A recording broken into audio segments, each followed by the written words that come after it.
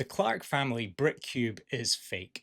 We know it's fake. The images were AI generated. The story was made up. But here's why I think it would still make a great horror movie. If you don't know about the Clarke Family Brick Cube, it's a story that first emerged on TikTok and got something like 45 million views. It blew up. Jonathan and Melissa and their son Bobby Clarke, they disappeared from their house in Willow Lane, Eddington on October 14th, 2023. Police found a chimney-sized brick cube in their backyard, and that's where the family's remains were found. It appeared as though someone had forced them to fit in next to each other inside of their cramped space inside of this brick cube before the three of them passed away. To add more mystery to the scenario, police found a sketch that was seemingly created by Jonathan Clarke himself, illustrating exactly how the family could fit inside the cube.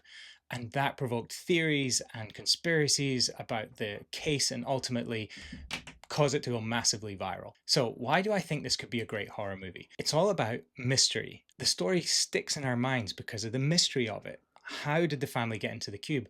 Why did Jonathan Clarke create the illustration? Were they forced inside or did they go willingly? Was it Jonathan that forced his family inside or did they all go in together?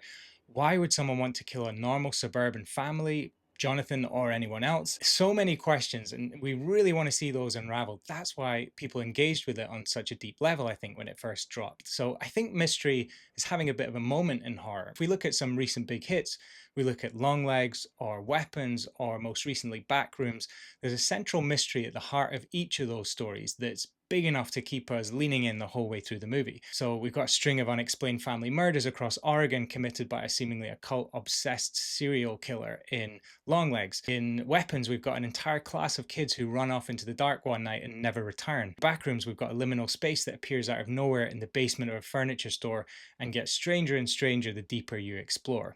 These are hugely compelling mysteries that we're going to stick around to explore and find out about. And that's what I love about the Clarke Family Brick Cube. Our protagonist in this story could be a detective or a journalist or a family friend, someone who will not rest until they solve the riddle of it. And what if the deeper they dig, the weirder and more mysterious things get? Old photographs start appearing, ancient stories of similar structures, further and further back in time, different countries and decades and even centuries. The same cube keeps showing up, the same story of death surrounding it, and the deeper our protagonist digs, the more obsessed they become, until they themselves begin to feel this inexplicable desire to build a cube themselves. If I was writing the story of this, I would be thinking about the idea of this subtle supernatural magnet, this curse that draws our protagonist towards tragedy. I love the idea that there's something so compelling in this, a mystery so deep that the protagonist of our story would willingly destroy their own life trying to unearth it.